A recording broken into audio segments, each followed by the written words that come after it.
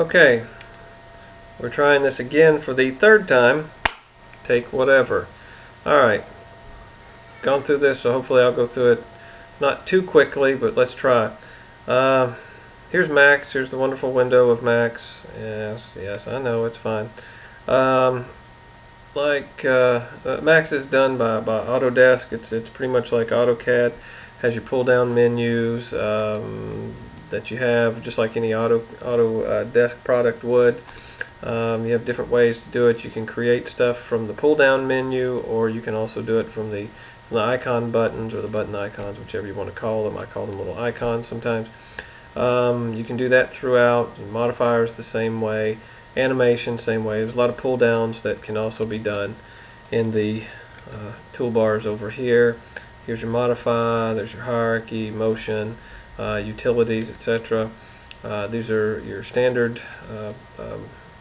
object shapes that you have, different object types, your box, your sphere, your cylinder, torus, plane, things like that. Then you can get into extended primitives, different more complex shapes, compound objects. Again, we'll get into some more of this as the tutorial goes on. But just to start out, we're going to do a real quick, simple little box for you that you can get to make up here. You can do it a couple of numerous ways. You can make your box that way. You just made it, or you can do it by your keyboard down here.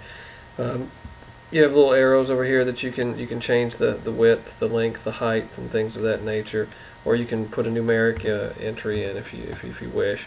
Get a little bit more exact, so you don't have 0.50, 0.000s, and all that stuff like that. We'll take this and we'll do 150. But always good to check. And once you've done this, you're like, now what do I do? So what we want to do is we want to check, see what units we're in. Okay, you can come down here to customize. You can do the unit setups. Since this is a US based product, it defaults to US feet and things of that nature.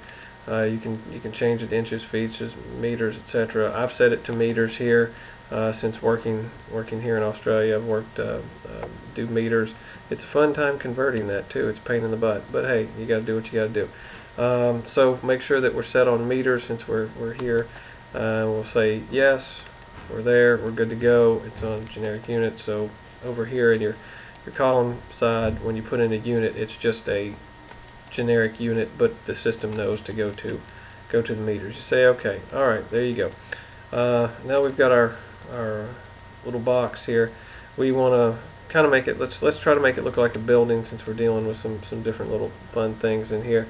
And we want to say we're going to make it have 25 segments. Well, you say, okay, great, that's wonderful. Where do they go? Well, you put them in. You tell the bot, you tell it, there you go, there's your segments. And now you can check either wireframe or solid. And let's see, well, it didn't keep it. Sorry about that. Let's try it again. Put in our segments and say okay, and now there's our segments. Kind of makes it look more like a building. If you toggle on F3 and F4, it'll toggle those segments on. F4 toggles the segments on and off. F3 is the wireframe. So you can kind of see it. And if you're working with lots and lots of objects, more complex, the wireframe kind of helps sometimes. Now that we've kind of done that, we'll come down here and do a quick type view that you could get with AutoCAD. You come over here to maximize viewport toggle down here, and you get all four viewpoints. You get your top, your front, your left, and your isometric here.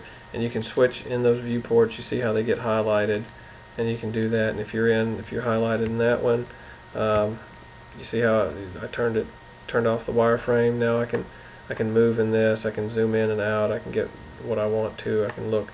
This is real good if you're doing, like I said, more complex shapes and stuff, and you can get sections, decent sections in there. But you say, well, what about all this crap in the background? Well, you can turn that off if you come up under Tools, and you can do grids and snaps. And if you see up here where the home grid is highlighted, you can unhighlight that and ta-da, it goes away. But notice it didn't go away in the others because you're not in that viewport. Now if I go to this viewport, it's still going to have it on there. See if I come back up to Tools, go to Grids and Snaps, see how it's on?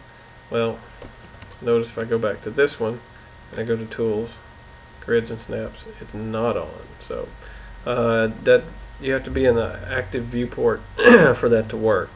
So what we're going to do is we're going to come back to this viewport, and this is the toggling between the four viewports, and just the one. So there you go. There's the basic box. We've got that all highlighted and everything, and we're going to stop here and see if this actually worked this time.